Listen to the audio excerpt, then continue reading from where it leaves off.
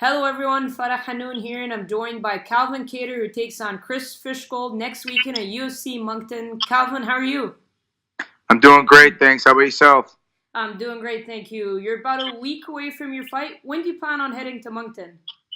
I leave Tuesday morning, flying in, and the nutritionist, perfecting athletes is out there waiting with a nice meal to welcome me to Moncton, and we'll get going for Saturday night. Awesome. I was actually just about to ask you if you were still working with them, so obviously you are. They're waiting out there for you. Tell me a little bit about your weight cut. How's that been going for you? It's going smooth. I've had a chance to work with them now every fight camp.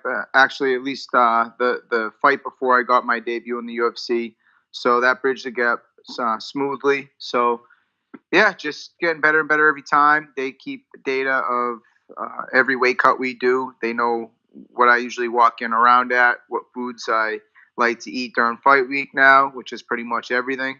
Yeah. And then they usually know how well the cut's been in previous fights and what to expect this time around.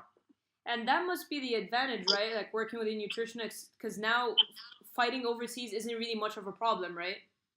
For sure, they and then they're always there to give you pointers, and you just got to trust the process and what they say, and so far it's worked out great for me. So I'm excited to continue that process come Saturday. Awesome. Before we talk about your fight, let's quickly visit your last one. You took on Renato Moicano, a very highly touted prospect. It unfortunately didn't go your way, but what lessons did you take away from that loss? What do you feel like went wrong? I mean, I just was thinking a little too much in there. Everyone likes to talk about the leg kicks, but they were kind of obsolete in the first round. I feel like I slightly edged them in that round, and if I had jumped on top in the second round when I took him down off maybe one of his kicks or something along the lines, and stayed on top, arguably I could have been, maybe I could have won that round if I had stayed on top, but just really thinking too much in there. And this time I'm going to go out and just do what I do. I fight. I fought more than half my life, and I know what to do when I get in there. If you think in there, you're almost a step behind. So I plan to go out there, just react and do what I do. For sure. And now you draw Chris Fishgold, the former Cage Warriors champion. How much did you know about him when they offered you the fight? I didn't know anything really about him, to be honest, but I'm familiar with him now. We've done a little research here and there, but time and time again, you see these fighters pull out week of the fight. Look at injuries, whatever happens. Luke Rockhold just pulling out now. Chris Weidman's got to fight Jacare. So really, I always work on myself as a martial artist. This way, if things like that happen, I'm always prepared, and that's really it. But Chris is just another opponent, and I plan to go out there and just do what I've continued to do to get me to this point and get my hand raised. And how much did you know about Moncton? Because I, for one, had never heard of it until they announced the event. That makes two of us. I didn't even know if I was saying it right, to be honest. But I've been working on my A after everything I say, so hopefully I blend in pretty well when I'm out there. I don't know if I'm pronouncing it correctly. I don't know. I'm just going with Moncton. I don't know. I agree with you. For what it's worth, it's pretty tough place to get to. I'm hearing expensive flights, and I'm right there in Boston. I figured just a little north from me. I know I got some people driving in, but anytime you're going into Canada, you got to try to get across that border, and that's gonna be a tough one for a lot of people that I know trying to get out there. So we might have a lot of people watching from home, which is all right. And yeah, I'm excited though. Every time I get a chance to fight somewhere new, I try to stay an extra day or two, experience the culture of the area, and take it in, take that opportunity to take in that area. And so I'll stay another day or two out there, see what Moncton has to offer. Nice. Of course, I completely agree with you because that's, of course, one of the perks of fighting overseas, of course, yeah. Yeah, for sure. Moncton, I maybe a day or two. Other places, maybe a week or so. But I definitely try to take advantage of that, and I'm sure it's gonna be. I'm sure it's gonna be great. Absolutely. But were you planning on taking 6 months off before you got back in there? I mean, were you dealing with any injuries or anything like that? No, I was trying to get back in probably beforehand, especially after catching the L. It's been a while, so it's been it's training's been edgy. I'm just excited to get back. Like I haven't tasted that a loss in a while, partly to a 3-year layoff, and then really it's just been a while since that happened, and it's definitely just woke me up as far as the day-to-day training and the schedule, the routine, the routineness of it all. I got that hunger, the drive. I'm excited to go out and get that last one out of my mind and get my hand raised again and get back to my winning ways, because I see myself in the top of this division, and Chris Fishgold is standing in my way. And when you look at this matchup, you said you watched a little bit of tape and you've been trying to focus on yourself, but he's a guy with a lot of submission wins. Has there been a specific focus for this training camp and for him specifically as an opponent? I mean, people probably think that I don't have much of a ground game or whatever, because most of my fights are standing up. But that's where the fight starts, and in order to get me to the ground, you're gonna have to take me out first. So he's going to have his hands full with that, and should have hit the ground. I'm ready for that too, but people just haven't got me there to find out what I can offer. And when you started out your UFC career, you were kind of on a rise. You had that big win over Andre Fili and then Shane Burgos, and you drew Renato Moicano. Is it a little difficult now to get a newcomer? I mean, do you have to make sure you don't make that mistake of underestimating him, if you know what I mean, just because he may not be... I never have that problem, honestly, and realistically, where this stands, coming off a loss, I don't even care who you put me across. I hold myself accountable to measures that, the UFC or people don't. I hold myself to a higher standard, coming off a loss, I plan to come out. I don't underestimate anybody, but more so, I got to go out there and prove to myself that, that 9 out of 10 times I beat Renato, and this time, it was his night, not to take anything away from him, but I'm excited to, take on Chris Fishgold, show why I deserve to get these big name fights in the top 15 and work my way back to the top. I'm nothing new to me, and I don't overlook anybody though, and I'm excited to go and take on Chris Fishgold, because I was once a beginner as well, and we all know how that worked out. Definitely, that's exactly why I was asking that question, because we get the feel when we saw your debut, not many people who don't follow the sport religiously knew who you were, and you came out and had such a phenomenal performance. So that's kind of why I was asking you that question. When you look at the featherweight division now, I mean, quite a bit of new faces, with Holloway and Ortega being the title fight. I know it's being rebooked and all that. But when you look at the new face of the division, do you like where this division is going? Do you like now that there's like fresh blood? Like, where do you see yourself? Yeah. There's definitely movement. It's great. I feel like I'm a part of it, and it's definitely it's opened up some doors for me and opportunities to get in there and mix it up with some of the best. Look at who Renato's fought since. Arguably, he was up 2 rounds against Ortega, and then he got caught in that submission, made a mistake, went for the takedown, in my opinion. But and now Ortega's fighting for the belt.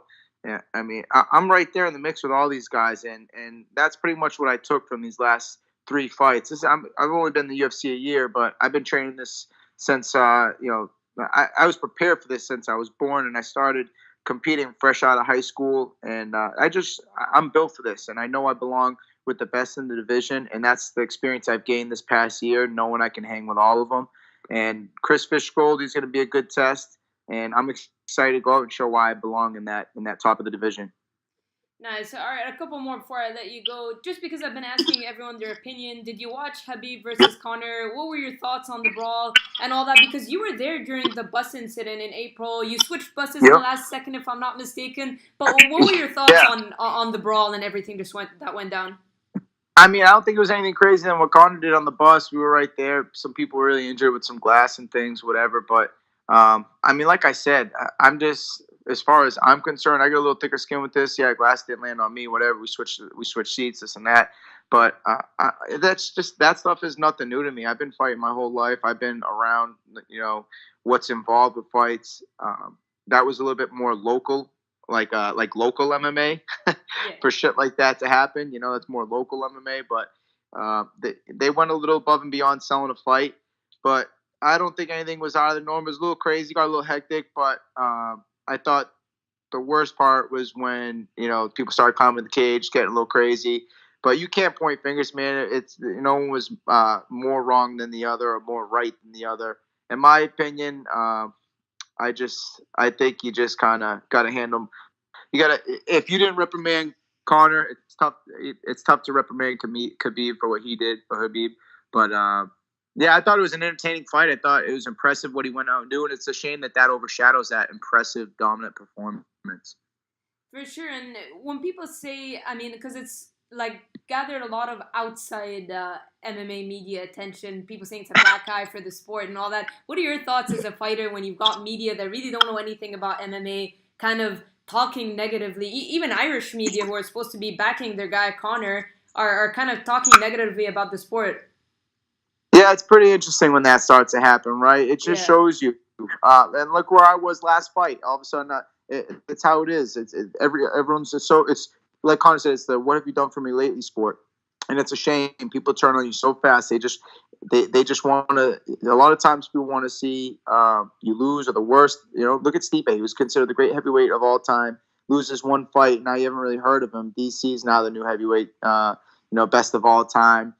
And it all just changes in one bad performance one night. And in our sport, unfortunately, it happens too much. There's a lot of ways to go out there and have a bad day. But as far as I'm concerned, the people that don't know much about the sport, it's tough to really give what their opinion, have it hold water. Although it was tough to see, but at the end of the day, man, it's generating money. 2.4 million pay-per-view buys. That's an impressive feat in itself. They say what? No, but no, there's no such thing as bad press. It did bring a lot of new eyes to the events, but I guess we'll just have to see how it plays out moving forward. We'll see what they hand out for suspensions, who would be fights next, what Connor does. We'll just have to see. It's still kind of early, but as far as what went down, it was just pretty entertaining for me and a part of the game. It's a darker part of the game, but it's definitely part of it. Sometimes you get real with it. The Diaz's are pretty big into that as well. Shit gets real quick when you line up with them and you start talking some smack because they were brought up different. It's just all in how you were brought up. And for me, it's just nothing new to me. Definitely, I agree with you. And before I let you go, because I've got the Raptors Celtics game in the background, are you a basketball fan? Yeah, I'm a Boston fan, man. Anybody from Boston, anybody doing their thing out here, I'm not a hater. Like I said, people want to see you lose, but for me, no, I want to see people win, especially from where I'm from. I'm excited to see Ajay Sukumtaj go out and compete that night as well. He's an affiliate teammate as well through Top Game Management. Yeah. Training with all the guys at Triforce in Rhode Island. I'm out there training with them, and it's just great to see the New England MMA growing. And I'm happy for all Boston sports teams. If you notice, Red Sox doing their thing, Celtics doing their thing, Patriots doing their thing. It's nothing new, man. It's the city of champions, and I'm excited to go out and do it for the MMA side of things. Get my hand raised. I told Dana, I go, listen, you can't get out of the sport and ride off in the sunset till you put that belt around a Boston boy's waist. Yeah, definitely. So that's the plan. Awesome. And I don't know if when the UFC are planning on going to Boston again, they kind of used to do the January card. They were a bit consistent with that. So if they do go with that again in early 2019, how great would it be for you to turn around and fight on that card? Timetable wise, it's also would be really suitable. Yeah, it'd be great, and I'd love that. The last time I fought there was electric. And it would be an honor to go back and fight again. I know that they were playing around with the rules last time. They switched it the day of in Massachusetts. Yeah. So we'll see the higher powers that be. But if they throw one in Boston, you better believe I'm throwing my name in the hat. Awesome. All right, Calvin, this is great stuff. Last one. How do you envision your fight with Fishgold going down? How do you get the job done? I'm going to go out and put on an impressive performance for sure. I don't see it going any which way other than me getting my hand raised. I've envisioned it. It's just, my purpose is too strong. I got too many reasons why I can't go out there and lay an egg. So I'm looking to go out, show what happened last time, won't happen again, and I'm excited to sign a new 4-fight deal and show why I belong with the best in the division. Oh, what is this news? Like when did this happen? What 4-fight deal? Yeah.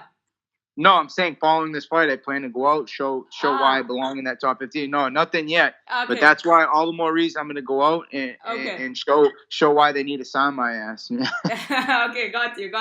Love it. Yeah, I'm going to go and put an impressive performance on regardless. It's going to be one that the fans are going to want to see. I'm not going to hold nothing back, and I'm not going to go out there and think too much here. I'm going to go out and just put on a dominant performance and an exciting one. So everyone better tune in and watch come Saturday night. There you have it. Calvin Kattar takes on Chris Fishgold next Saturday, October 27th in UFC Moncton on the FS1 prelims. Calvin, thank you so much for your time and best of luck. Thank you, Farrah. Good talking as always. You too. Have a good one.